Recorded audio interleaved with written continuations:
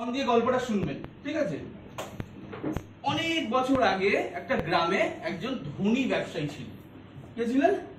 ধনী ব্যবসায়ী, মানে বিশাল, মানে 5টা গ্রাম তাকে চিনতো, ঠিক আছে? তো বিশাল ব্যবসা, বিশাল নাম, সবকিছু। তার 3জন ছেলে ছিল। কজন? 3টে ছেলে ছিল। তো লাইফটা খুব ভালো যাচ্ছিল, আর ছেলেগুলো খুব ভালো পড়াশোনা করেছে, হাই এডুকেটেড, শিক্ষিত, বাবার মতন অনেক গুণ আছে। হঠাৎ একদিন কি হলো, ওই যে ব্যবসায় তার অ্যাক্সিডেন্টে মৃত্যু ঘটলো। ব্যবসায় অ্যাক্সিডেন্টে মৃত্যু ঘটলো। এবার মৃত্যু ঘটাতে কি হয়েছে, ব্যবসাটা বাবা করতো, ঠিক আছে, ছেলেরা শিক্ষিত, হঠাৎ করে আকাশ ভেঙে পড়ার মতন ব্যাপার। তো 3জন শিক্ষিত ছেলে, কিন্তু তাদের মধ্যে কি একটা ব্যাপার ছিল, বাবা তো একটা নামজাদা ব্যবসায়ী ছিল, আমরা এখন যদি চাকরি করতে যাই লোক কি ভাববে, লোক কি ভাববে, চাকরি তো করা যাবে না, আমাদের একটা মান সম্মান আছে, আমি এত বড় ব্যবসায়ী ঘরে ছেলে হয়ে আমরা চাকরি করব, ঠিক আছে, চাকরি তো না করলে কি করে হবে, ব্যবসাও তো জানে না, বাবা তো ব্যবসা করতো, চলবে কি করে?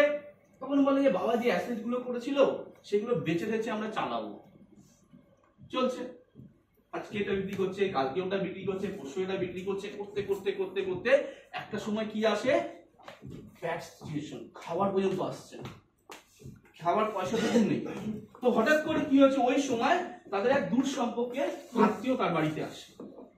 আত্মীয়রা জানতো না যে ওদের এত ব্যাড সিচুয়েশন, আর ওরা কি করতো, বাইরে জানাতো না, যে ওদের সেই পুরনো স্টাইলটা রেখে দিয়েছিল, বাইরে জানানো যাবে না যে কি হয়েছে। এবার তো আত্মীয় চলে এসছে, ওদের খাবার মানে একবেলা হয় একবেলা হয় না। এবার কি করবে, আত্মীয়র সামনে বলছে মান সম্মান তো এ করা যাবে না, মান সম্মান তো এ হয়ে যাচ্ছে, মান সম্মান নষ্ট হচ্ছে, তাহলে কি করা যাবে? বলছে এক কাজ করা যাবে,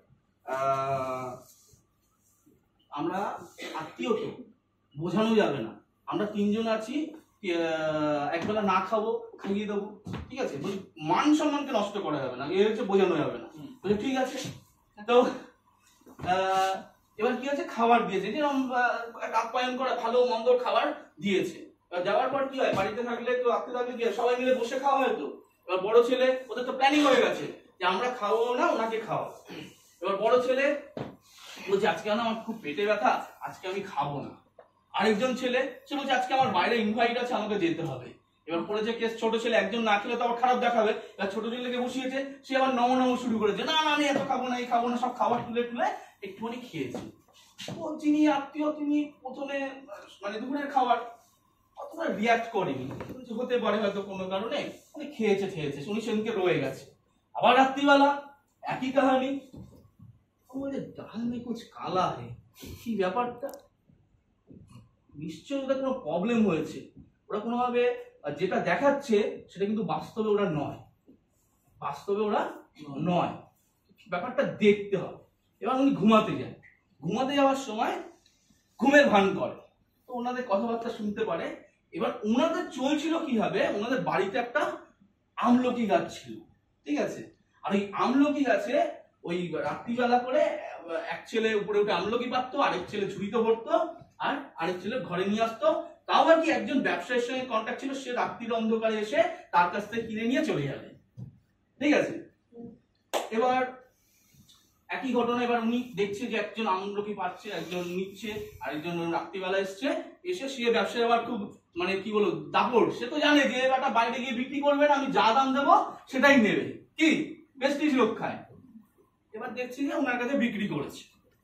এবার ওই রাতে, ভোর রাতে কি করেছে, যে গেস্ট এসেছিল, ও একটা কুড়ুল নিয়ে ওই গাছটাকে কেটে দিয়ে ওই রাতে ভেঙেছে।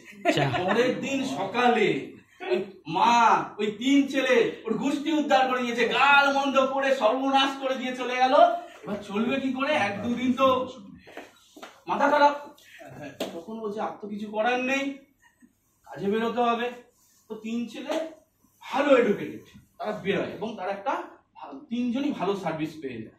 এবং তাদের যেহেতু বাবা ব্যবসাদার ছিল, একটা ব্যবসা মাইন্ডও ছিল, এই করতে করতে ইনকাম করতে করতে কিছু টাকা সেভ করতে করতে ওরা একটা ব্যবসাও খুলে ফেলে।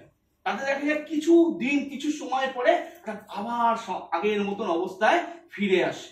ঠিক 2 থেকে 3 বছর পর ওই গেস্ট তার বাড়িতে আসে, বাড়িতে এসে তখন সে খুলে বলে যে আজকে যে দিনটা দেখছো এটা কার জন্য, কার জন্য হয়েছে? আজকে আমি জানতাম এই গাছটা যদি না কাটা হতো তোমরা কাছ থেকে বেরোতেন। আচ্ছা, গল্পটা তো শুনলাম, গল্প থেকে চারটে পয়েন্ট আছে, এই চারটে পয়েন্ট জানতে চান? Yes. Yes or no? Yes. কি পেলেন চারটে পয়েন্ট? কি ছিল চারটে point?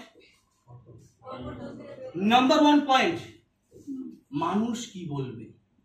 Yes. Yes or no? Yes. ওরা কাজ করতো নাকি যে আমার এত বড় ব্যবসায়ী আর আমি কাজে যাব, লোক কি বলবে? আরে বস, লোক কি বললে কি পেট চলবে? ওরা তো এটাই করেছিল।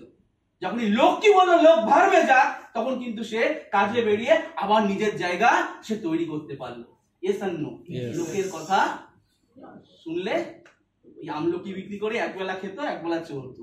যখন লোকের কথা উল্টো করতে পারলো, তখন কিন্তু সে তার জায়গায় যেতে। 2 নম্বর কি শিখলাম আমরা? যে কোনো কাজ ছোট নয়, কোনো কাজ ছোট নয়। ওরা ভাবতো যে আমরা বড় ব্যবসায়ী, আমাদের কি হবে, কিন্তু দেখুন ওই চাকরি করেই কিন্তু তারা আবার কামব্যাক করে, ব্যবসা করে আবার বড় লোক হয়। Yes or no? অনেকে ভাবে তেল সাবুনের ব্যবসা করব, ওরে বাবা, একদম কি বলবো, বিল গেটসের নাতি তো আপনারা। Yes or no? তেল সাবুন নিয়ে বলা যাবে না, লোককে বলা যাবে না। Yes or no? Yes. কোন ব্যবসায়ী ছোট ব্যবসা নয়। যত বড় বড় মানুষকে দেখবেন, অমিতাভ বচ্চনের থেকে আপনি বড় হয়ে গেছেন, আটানার যে হজমলার অ্যাড দিতে পারে, আপনি কোন সা কি? Yes or no? Yes. অনেক কিছু ইন্ডিয়াটা কাটে, বলবো কি হবে, আমি মুখ পরিবারের, আমি পড়াশোনা জানি। আরে সো হোয়াট, তাতে কি করেছেন আপনি? তাতে আপনি কি করেছেন? যখন করতে নেমেছেন, ওই ঘুমটা নেমে কাজটা শুরু করুন, সবাইকে বলুন কোনো কাজ ছোট নয়। আর 3 নম্বর কি শিখলাম আমরা? 3 নম্বর হচ্ছে ইগো। ইগো, ওদের ইগো ছিল, আমার বাবা বড় ব্যবসায়ী, ঘটি রবে না। Yes or no? ঘটি রবে না, ইগো থেকে থেকে খেতে পেত না।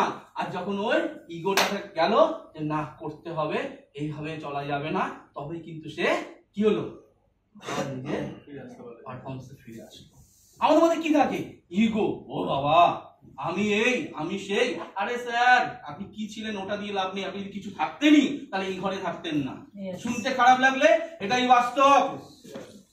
হতে পারে আপনার আপলাইন আপনার থেকে কম পড়াশোনা না, কম বয়সে, কম কিন্তু আপলাইন আপনাকে যেটা বলছে না, সেটাকে আপনি বাই হার্ট নিন। ওই ইগো রাখবেন না, ই কাটলে গো হওয়া যায়, ইগো থাকলে এগোতে পারবেন না। সবচেয়ে ভয়ঙ্কর জিনিস, সেটা আমরা কি শিখলাম পয়েন্টটা থেকে? Comfort zone. কমফোর্ট জোন, এখান থেকে আমাদেরকে বেরোতে হবে। ওদের কমফোর্ট জোন ছিল কি? বাড়িতে আমলকি গাছ, আমলকি বিক্রি করবো আর খাবো। আর তার জন্য একবেলা খাবার জুটতো, একবেলা খাবার জুটতো না। কি যখনই সে গাছটা কেটে ফেললো, মানে কমফোর্ট জোনটা কেটে গেল, তখনই সে বাইরে বেরোলো, তখনই কিন্তু সে কি হলো, তার সাফল্যের মুখ দেখলো।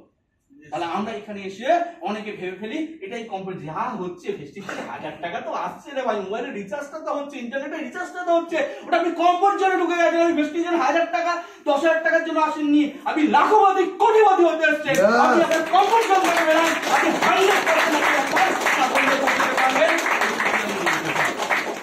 গল্পটা কেমন লাগলো?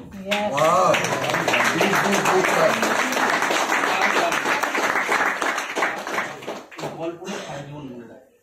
যদি সাফল্য পেতে